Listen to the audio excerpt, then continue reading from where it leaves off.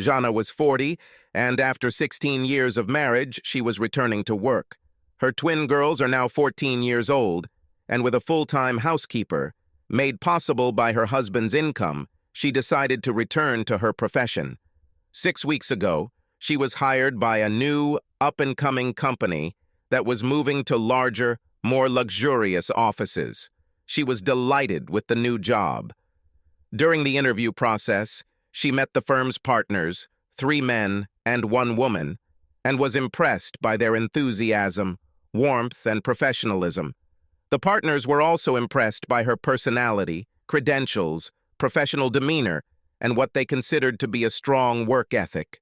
Her immediate colleagues were 5 women, 3 of whom were married, each several years younger than her, and 2 of whom were recent college graduates. As the firm moved to new premises, their time was divided between running day-to-day business and packing paperwork for the move. Jana decided not to take family photos and personal belongings with her until they moved to a new office. Thus, her work colleagues learned about her and her family through conversations during lunches together and after a few after-work cocktail hours. Jane quickly made friends with her new colleagues, Nella, Meg, Alice, Susan, and Emily. Since the firm was called Windsor and Associates, Nell, Meg, and Alice called themselves the Merry Wives of Windsor and accepted Jean into their team as they had previously accepted 2 young and unmarried women, Susan and Emily. They learned that Jean was happily married to Philip, a partner in the architectural firm Skidmore, Owings, and Merrill, and were able to conclude that Philip had a high 6-figure income and that Jean's return to accounting was not due to financial necessity. After several drinks, they came to the conclusion that Jana simply adores her husband. That time Jana said with a smile, "I came to work in the Skidmore accounting department, where I worked with foreign accounts, recorded the repatriation of profits, and transferred currency for tax purposes.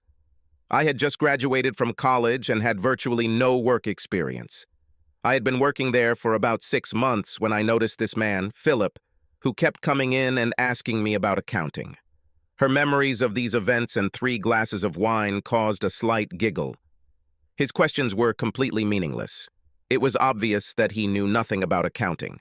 It was also obvious that he had a crush on me, but was also incredibly shy, too shy to ask me out. Laughing, Meg asked, "And you have 2 children? How did this happen?" Jana answered, smiling.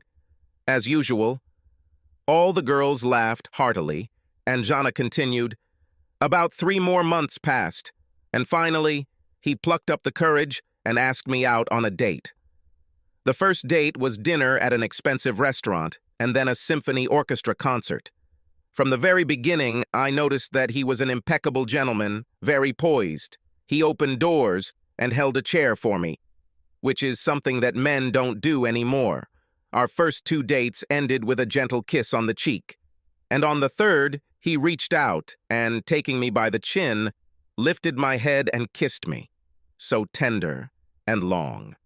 Jana remembered this kiss and the feeling of safety and security that enveloped her with warmth. Of course, she felt excited.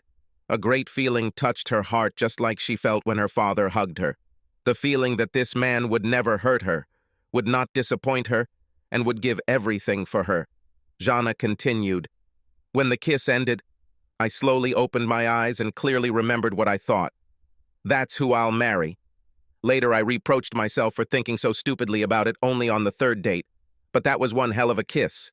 Her friends laughed even more when she talked about her life, her idyllic childhood, her upbringing in a liberal Catholic family, her dreams of a Prince Charming. She shared a joke that Philip came up with shortly before their wedding. Philip said that Catholic girls make the best wives because before marriage sex is a sin and after it is a sacrament. And what good Catholic girl wouldn't want to receive the sacrament 3 times a night? Jana and her friends burst into laughter. "Philip gave me so much. A wonderful feeling of being adored, and what I would call the romance of a fairy tale. He is very romantic. Even after so many years, she brings me flowers on a whim. And when she tells me that I'm beautiful, it's because she really believes it. And I gave him something in return. Confidence. When we met, He was so painfully shy. He said that after he won my heart, he felt invincible. He could do anything. This confidence greatly helped him in his career. Everyone always recognized his genius, but only noticed him after he gained that confidence. I am happy that I had such a positive impact on his life. From other conversations that they had among themselves, the girls were able to conclude that Philip was Jean's first and only lover. The younger girls believed it was due to generation and Catholic upbringing. The cheerful wives found this strange. Jean did not look depressed and was certainly not a moralizing fanatic. It seemed unthinkable to them that such a bright, beautiful, and charming woman as Jana would limit her sexual experience to one partner. At one dinner with two young women, Susan, recently engaged, asked Jean, "You've been married for 16 years, and what do you think makes a successful marriage?" Jana replied, "Of course, love, but also trust and respect, but also the willingness to compromise." Emily interrupted, "Everyone says what a wonderful accountant you are and how valuable you are to the company. We all enjoy working with you. Everyone knows that you will become a partner, possibly within a year. Do you regret putting your career on hold to become a housewife and mother? Is this a compromise that you made to allow your husband's career to develop and yours to be interrupted? Did your husband give you the right to choose?" Jana replied, "It was completely my choice. When I told Philip about my decision to stay home after having my children, he said he would support any decision I made to return to work. I understand that this solution is not suitable for all or even most women. We are in a very privileged position. The opportunities we have are made possible by our incomes and our families. My father is a doctor, and Philippa is an architect. Both grew up in families with above-average incomes. We both graduated from college debt-free, and our families are always there for us if we need help. And Philip's career was already on the threshold when we decided to have children. I wouldn't call it a compromise. That's exactly what I wanted. And over time, I realized that I would rather be with my girls than go back to work. I am sure that many women think differently, and that is their right. I believe that a woman can have a career and at the same time be a good mother, and I will never criticize the choice of another woman." Jana continued, "By compromise, I mean a situation where there is a choice, and each of you has your own ideas. The best example was our honeymoon." Susan intervened. "He must have been good." "Oh, that's true," said Jana, and they all laughed in unison. "Philip is an architect, and his idea was to spend a honeymoon in Paris with its museums, art, Baroque architecture, and all this atmosphere of the late 19th century. I wanted to go to Hawaii. I was in Europe with my parents, and I really wanted to see Hawaii. So we made a compromise." "And where did you go?" The answer, to Hawaii, caused new, almost uncontrollable laughter. Jana continued, "It probably wasn't fair, but we were discussing this at my house one day, and I asked Philip to wait while I changed my clothes. In the bedroom, I changed into a cocktail dress, the quintessential little black dress I had just bought. Returning to the room, I said, 'This is what I'll wear if we go to Paris,' and I saw him smile gratefully. Without further conversation, I turned around, went back to the bedroom, and changed into the tiny, really tiny bikini I had bought earlier that day. I returned to the room where Philip was. He was reading some magazine. When I announced, 'This is what I'll wear if we go to Hawaii.' I can still see the look of surprise on his face and his jaw hitting the floor. He didn't have a chance. When the laughter finally died down, Jana explained that there are times when you have to give up something for the sake of a loved one. Before getting married, you need to ask yourself the question, am I ready for this? And what are my capabilities? Marriage also has its opportunity costs. This is the price of giving up other opportunities in order to have what you decide to have now. I was just over 22 years old when I got a job at Skidmore. I had a bachelor's and master's degree, as well as a professional auditor's certificate. I had a good salary, independence, and other better options than in my student years. First of all, dating is a completely different world. A college date means going to the movies and having an inexpensive dinner. In the working world, men, even young men, are more established, have more money, and usually, but not always, more common sense. A date in the business world means tickets to a play or concert, dinner at expensive restaurants and nightclubs, and sometimes an invitation to a weekend in some exotic location. When I married Philip, I knew what I was giving up. I was beautiful, smart, and brought up in the cultural or, if you like, privileged environment of my parents. The best schools, dancing lessons, horse riding, good behavior, music. I knew that I was a suitable wife, in every sense of the word. But it turned out that in the eyes of more than one married man, I was also a suitable mistress.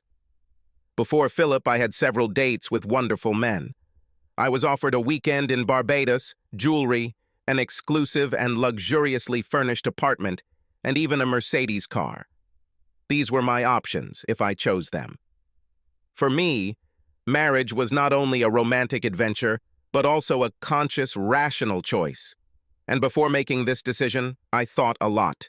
Besides the fact that I was in love with Philip, I also valued his friendship and understood that if I made a mistake in marrying him without giving up other opportunities, it would destroy him. Whether you should get married or not largely depends on whether you are ready to take on such a commitment. In our marriage, there were not always rivers of milk and banks of jelly, but I can honestly say that, as in the Edith Piaf song, Je ne regrette rien, I do not regret anything. Emily replied, "It's wonderful that your life and marriage have been so rich. But have you ever felt like your life, or rather your talents, were, well, if not wasted, then underutilized because you were stuck at home? After all, you are so talented, so well educated.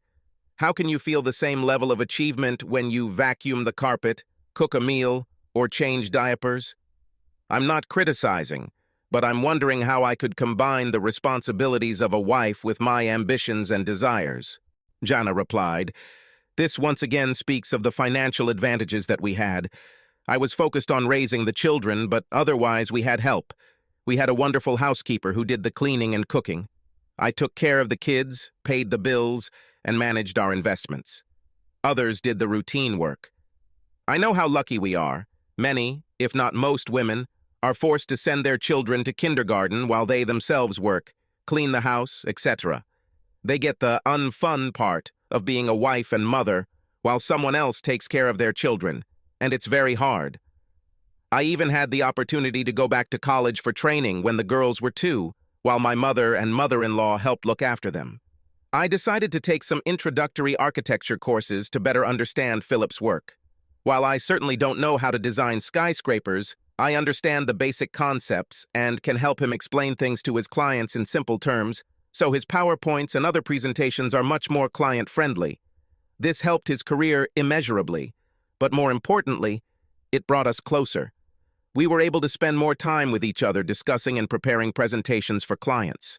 In addition, his wife's interest in his work and her support could not but affect his pride. And it wasn't a sacrifice. I liked learning something new. I think this is what made my time outside the profession even more useful than if I had stayed in accounting." Susan intervened. "Have you ever felt like you missed out by not trying at least some of these opportunities?" Emily joked, "She means men." Susan replied, "Not only men." Jana smiled. "I know that I said that I didn't regret anything, and that's true, but I don't know a single person who wouldn't think that his life could have turned out differently if he had made a different choice. I started piano lessons at an early age and was very good at it. Sometimes I wonder if I could become a concert pianist." Smirking, she added, "My legs are as good as Yuji Wang's." After laughing, she added, "In the end, it was not my choice for a number of reasons. As for men, Philip is not the first to propose to me. In fact, he is the third. The first was my college boyfriend. Tim was sweet, charming, very sincere, and incredibly handsome. Most guys who look this good are narcissistic, but not Tim. And although I really liked him, there was no spark or passion with him. The second one was more serious. He was older, very handsome, and extremely cultured. He said he separated from his wife, which turned out to be a lie. His wife had all the money, and he had no intention of leaving her. I agreed to have dinner with him sometimes. Since he was a member of the board of the Ballet Foundation, we often attended the ballet and the parties after it. I never slept with him or let him kiss me. I told him that broke up was not good enough, and his divorce had to be final before we could be intimate. He bought me expensive jewelry, which I refused to accept. He wanted to rent an apartment for me, to which I answered no. But despite everything, I began to fall in love with him. If I had let this continue, I know he would have taken me to bed. When he finally proposed, he said he was divorcing her, but it would take some time, which in itself said that this would never happen. One day, thinking about this, I imagined my future with him. I imagined Christmas alone, in a luxurious apartment decorated with antiques, with expensive paintings on the walls, boxes of jewelry, closets filled with designer clothes. But alone, without children, without grandchildren, without distant relatives. He won't be there, of course. He will be with his family, and only then will he come to me. Unless, of course, he replaces me with a younger model. The price of this option turned out to be too high. There were others I dated. Most of them were very nice men. Several people who had more ego than brains, and one who loved himself much more than anyone else. Then I met Philip. With him, I immediately felt a spark and something that grew into a level of desire that surprised me. As we continued to date, I saw his confidence grow, and I realized that I was inspiring him to grow. I also knew that I would never be just a trophy for him. I don't believe in the idea of soulmates, or that there is only one person we are destined to be with. With many of the men I dated, I would have had a happy marriage. Maybe. I never try to renegotiate my marriage. Perhaps I would marry a good and devoted man. On the other hand, I could marry a womanizer or someone who would be unscrupulously cruel. Philip is not perfect, and he can be infuriating at times, but he is the kindest, most loving husband and father anyone could hope for. Finally, the move to the new office was complete, and there was definitely a celebration to be had.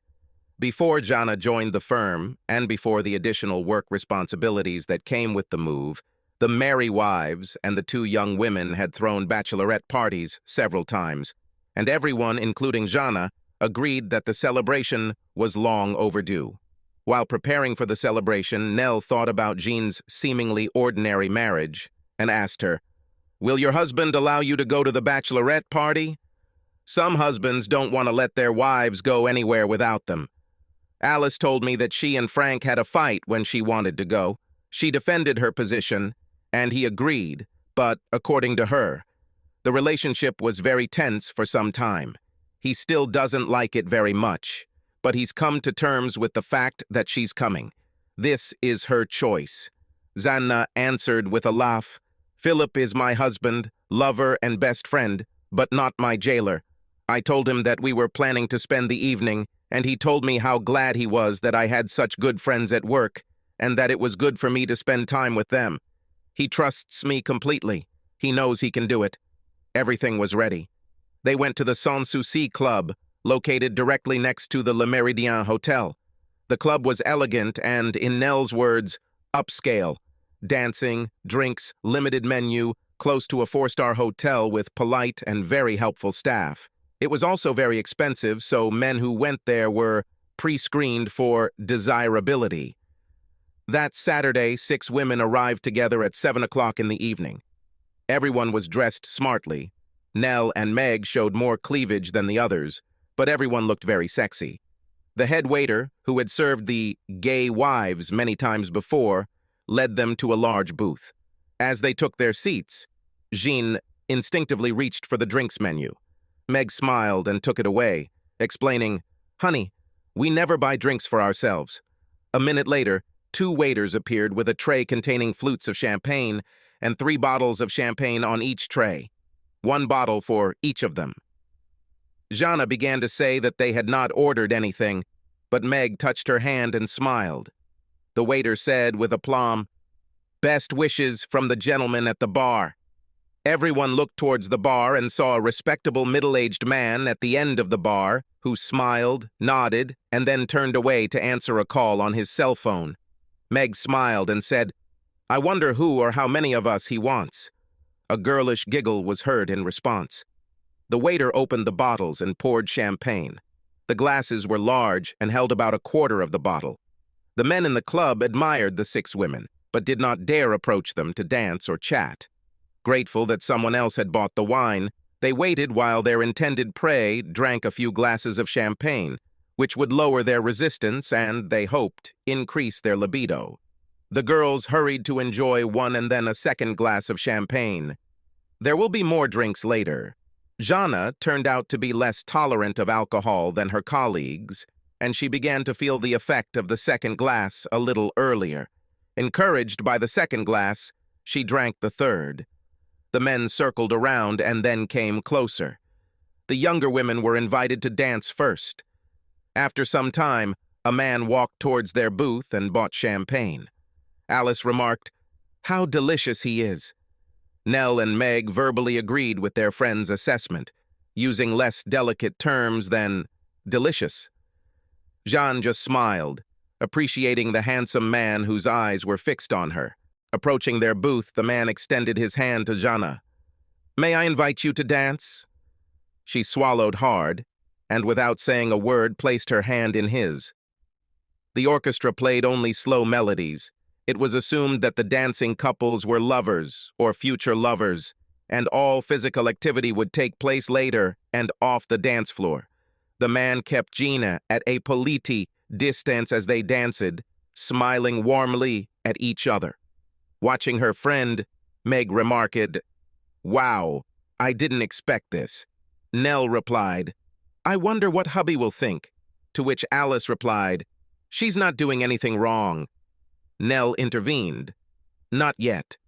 And then she continued, "But perhaps she will be the first of us to have sex today." Alice replied, "She loves her husband. You heard what she said. She won't have sex with some stranger." Nell said with confidence, "Come on." She was caught quite tightly. Apparently, her husband is the only man she has ever had. She's already over 40, and if she wants to have some fun in her life, she better hurry up.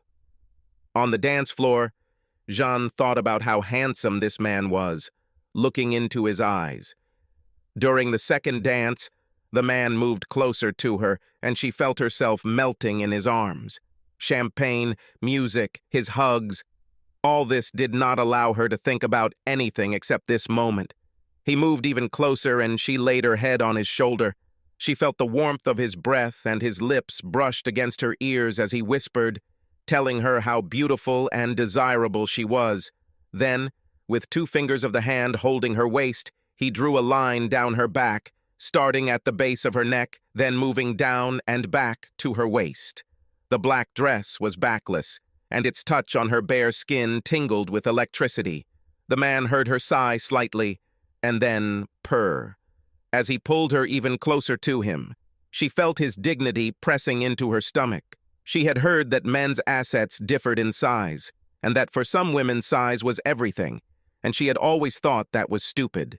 She knew that the most important organ was the brain, the imagination and creativity it could produce as wave after wave of neurochemicals washed over the senses.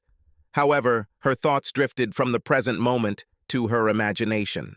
She imagined them in the hotel room. Here he stands behind her, clasping her waist and covering her neck with soft, leisurely kisses. In her imagination, she felt him unbutton her dress, throw it off her shoulders, and lower it to her waist. His hands on the bare skin of her stomach slowly rise to gently cup her breasts. Unclasping her bra, he runs the backs of his fingers over the soft skin of her breasts. Her breasts are especially sensitive to touch, and for a man, they are the perfect combination of firmness and elasticity. She imagined the man turning her around to face him, his hands removing her bra, and it unceremoniously falling to the floor along with her dress. Her breathing, both in the present and in her imagination, quickened.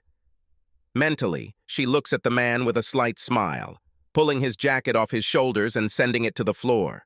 She then removes the silk tie from around his neck, debating whether to use it as a makeshift blindfold or even to tie his hands. Imagining possible uses for the tie, she thought cheerfully, God, how spoiled I am. And suppressed laughter. Still fantasizing, she undid the buttons on his shirt and looked into his face as their open mouths connected in a passionate kiss. Taking off her shoes and leaving only silk stockings, she unfastened his belt and trousers, lowering them to the floor. On her knees, she pulled down his boxers, enjoying the view.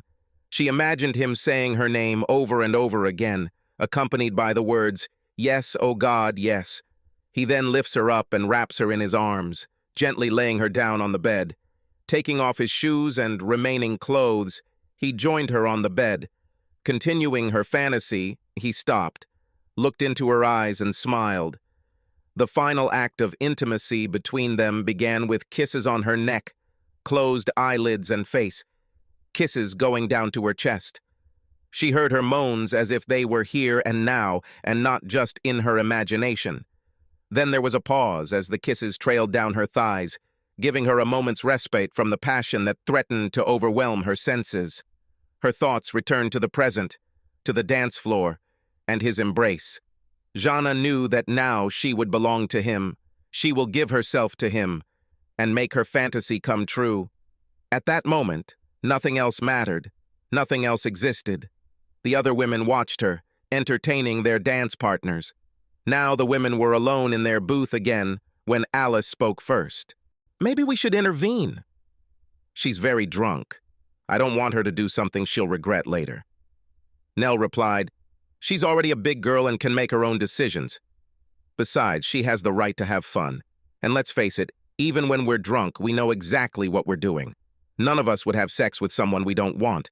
Jean is simply horny, and an attractive man is well on his way to giving her a night she'll never forget." Alice replied, "Will he never forget? But will he always regret?" Nell answered Alice briefly and clearly, "There is no need to be a hypocrite. Do you regret kissing that guy the second time we came here and letting him fondle your breasts? How far have you come?" Alice answered, crying quietly, "Too far. Very far. When Jana talks about her marriage, I remember my own. For the first 3 years of our marriage, I always raced home before Frank so I could wrap my arms around him when he walked through the door. Yes, it happened that he came home too tired or too preoccupied with problems at work. We didn't always have sex, but when I looked at him, I looked straight into his eyes and let him know how much I loved him without even saying it. I did what was best for him. Now, sometimes, when we are alone, I see sadness in his eyes. Sadness that I'm no longer the girl he married. And I don't mean a few gray hairs or a few extra pounds. I'm not the girl who runs into his arms, tells him how much he is loved, looks at him with gratitude for everything he worked so hard to provide for us, and lets him know how happy I am that he chose me. Oh God, where did I go wrong?" Nell turned to Alice and squeezed her hand. "I'm so sorry. I didn't mean—" "It's okay," Alice interrupted. "I'm leaving. I can't stay here. I can't do this anymore. I'm going home. I can't admit this to Frank, it will kill him, and of course it will be the end for us. But I can tell him that it is obvious that we have grown apart, and I want us to be together again. We were once so happy. I looked like Jana. I want it again. Fuck it. I want it again." Meg suddenly spoke up. "Everything is different for me. Remember the movie Love Actually, when Emma Thompson's character finds a gold medallion in her husband's coat pocket?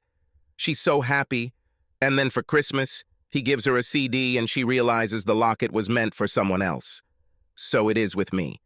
I don't know if it was just flirting, an affair, or an affair, but the necklace George bought was not for me. This happened 2 years ago. I never talked to him about this. The scary thing is that I still love him. I love him, but I had other men. I've been with other men. What a euphemism. I cheated on him. And after each time I returned home, locked myself in the bedroom and cried. What did I do 2 years ago to make him stop loving me?" All three looked up and saw Jeanne approaching their booth with the man she had been dancing with all evening. She was, if not drunk, then at least tipsy. All three froze, wondering what to do or say. Jana, holding the man's hand, reached for a glass of champagne, drank about half of it and put the glass away. Slurring her words, she picked up her purse, smiled, and announced, "I'm leaving." Jana and the man holding her hand moved from the booth towards the entrance to the hotel. After walking just a few steps, Jana stopped, hesitated, slowly turned around, and resolutely walked back to the booth. The man followed her with curiosity on his face. When he looked at her, she said to her friends, "Sorry, I almost made a terrible mistake." The three friends held their breath, waiting for her next words, and the man looked at her curiously, trying to understand what was happening. Jana took a deep breath and said, "Sorry, I'm a little drunk."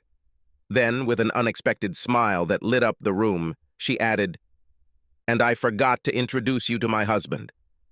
The man next to her smiled, nodded to her friends, and then turned to her, placing his fingers under her chin and pulling her face towards his for a kiss.